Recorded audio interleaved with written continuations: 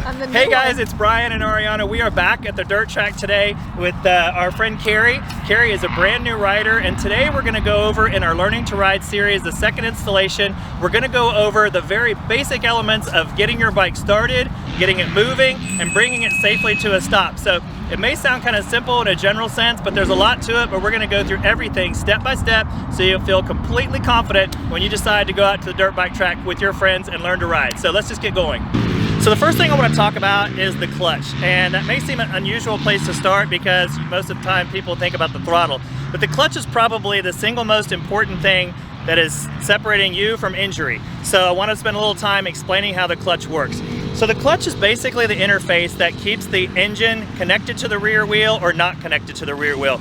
And I'll go into a little bit more explanation than that a little later, but just suffice to say that the clutch is something that you need to learn to work more importantly than any other part of the bike if you want to move the bike safely from a stop to a start to a stop again. So Ariana, when you first started riding not that long ago, when you had to operate the clutch, what was your experience like when you first started having to use that? How did it feel and what was it like? Yeah, it was a little scary because I didn't know how to the clutch slowly or fast, and I figured out finally that if I do it slowly, don't freak out, don't do something crazy and fast, slowly, a little clutch, a little gas, be calm, and you can ride after that. Okay, cool. All right, so that's the clutch.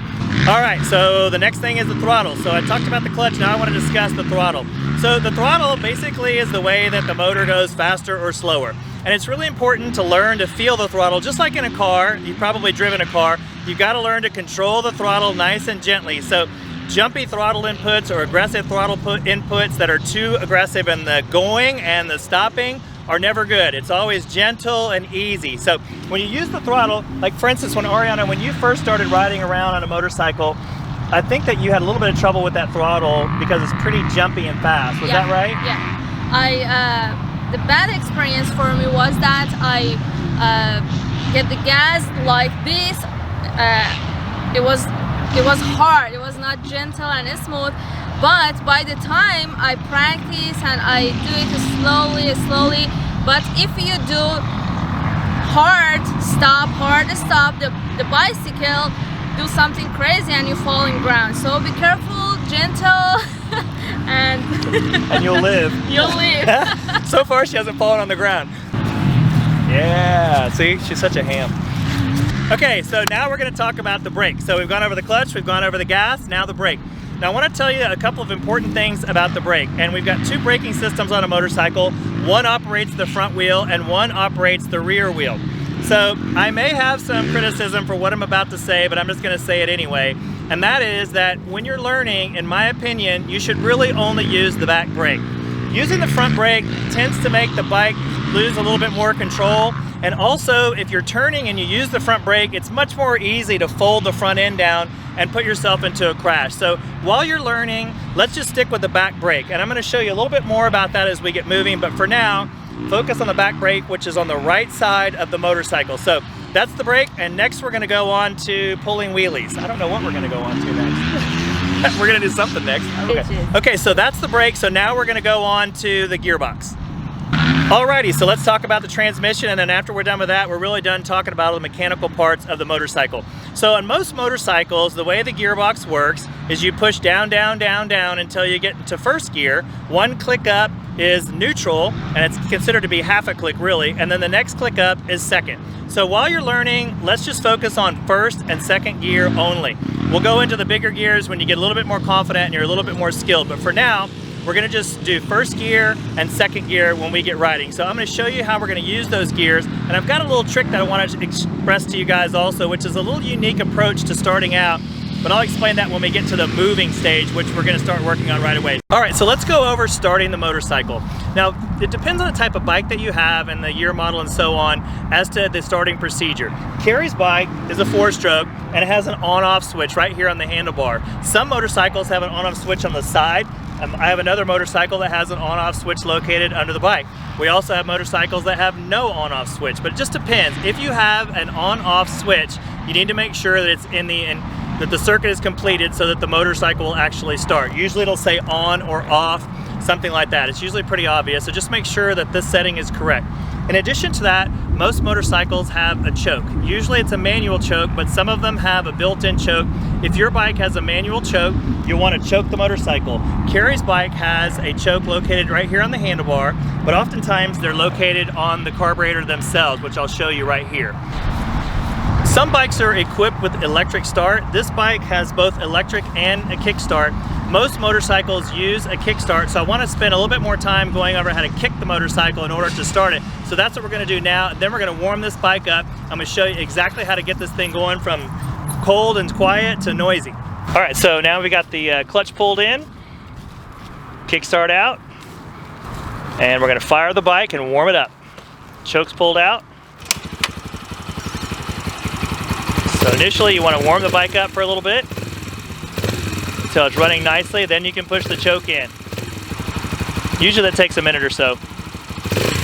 All right, so we've gone over warming up the motorcycle, starting it up, and so on. Now I want to go over actually the things you do before you start moving the bike. And one of the most important things you can do is calm your mind down. There's a lot of things going on. It's a new experience. A motorcycle might be loud. You're not used to it. You got friends looking at you and so on. You just got to calm your mind down. There's a lot of things going on and you don't want to get upset or nervous or anything like that before you go. So just be nice and easy, nice and calm, confident that you can do it. If you approach it that way, you'll be fine. So let's get going on the actual moving the motorcycle from stopping to going. Okay guys, moment of truth. This is where we're actually going to have the rubber meet the road, literally. So this is the time when you really need to practice subtlety. I don't know how to put this really in a great way. It's like trying to describe to someone like how to give a kiss or something. You kind of know how to do it, but it's hard to describe it. And doing this part of the bike is not easy. So you're blending throttle and letting out the clutch. So we're going to demonstrate how to do it, but you got to take this nice and easy. This is probably the most difficult part of actually learning to ride, is going from the actual stopping phase to the moving phase. The motor will maybe rev up too much, or you're afraid to let out the clutch, something like that. You just got to, you know, again, keep your mind calm, do it nice and easy. And I do have one little tip that I think helps a lot, depending on the performance of the motorcycle, but especially if you're riding a fairly powerful bike for the first time, I think it's a good idea to start in second gear. The motor tends to blip a little bit and race a little, and if you let out the clutch too fast, you can lose control of the motorcycle fairly easily. If you start out in second gear, the motor stays a little bit more calm, and it takes a little bit more finesse with the clutch, but at least that way you won't have the motorcycle get ahead of you. Now, let's just go ahead and start working on that. So Carrie's gonna start up her motorcycle, and we're just gonna get moving on going from stop to start. Let's see Carrie do it. All right, so we're gonna have Carrie show you how to go from 0 to 1 mile an hour. And so first, pulling in the clutch, second gear, a little blend with the gas. You hear the motor going up a little bit. Slowly let another clutch, and away she goes.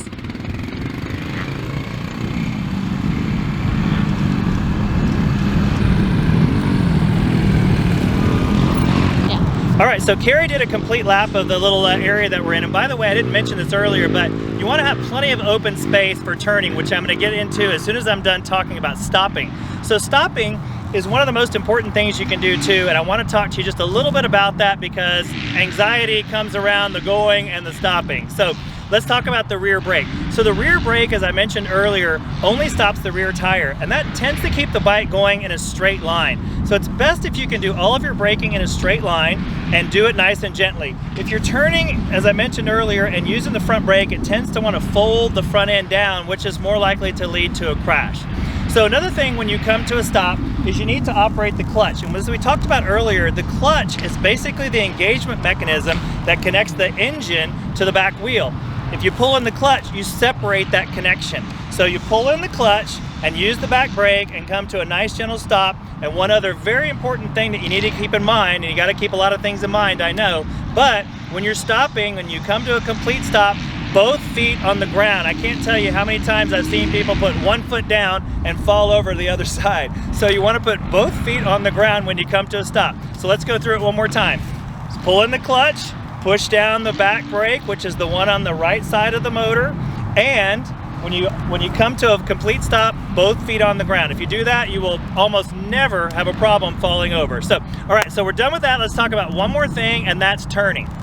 Okay, so let's talk about turning. As you saw, Carrie made a nice wide arcing turn in this big field that we found, and that's definitely what I'd recommend for any new rider, is getting a lot of wide open space just like this so you can make a nice gentle turn. A couple things to keep in mind when you're turning, and one is don't chop the throttle when you're making your turn. That's much easier if you just keep the throttle on a nice steady even throttle as you make your turn. If you let off too quickly, you're liable to fall in the direction of the turn. So be really careful. Just be confident. If you've ridden a bicycle or something like that, you can do a turn. Just go nice and easy, keep your confidence up, nice gentle easy throttle, don't use the front brake, and when you finally come to a stop, both feet on the ground. So let's just go over one more thing, and that's anxiety. If you get into trouble, I'm going to help you with that by giving you a few little tips about how to control your anxiety.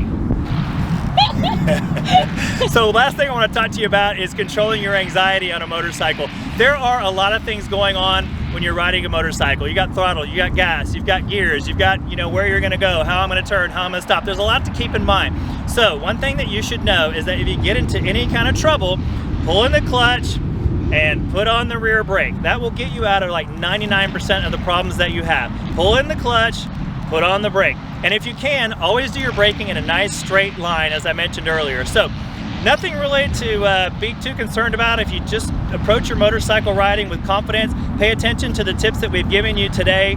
Keep your mind calm and nice and easy, and if you get in trouble, clutch, brake, feet on the ground, okay? So you're good to go. Hope that tip and hope that this session helped you today. We've put a lot of effort in trying to come up with ideas that would help new riders, and we have a lot of friends that are new riders, including us, quite frankly. So, hey, we really appreciate it. Thank you so much for watching our channel. If you like what you see, feel free to leave a comment or to subscribe if you like it. Thank you so much. We have a lot more coming up in terms of this Learning to Ride series. This is just the beginning, so go out there and have some fun on your motorcycle and be safe. Have a great time, and we'll see you in our next video.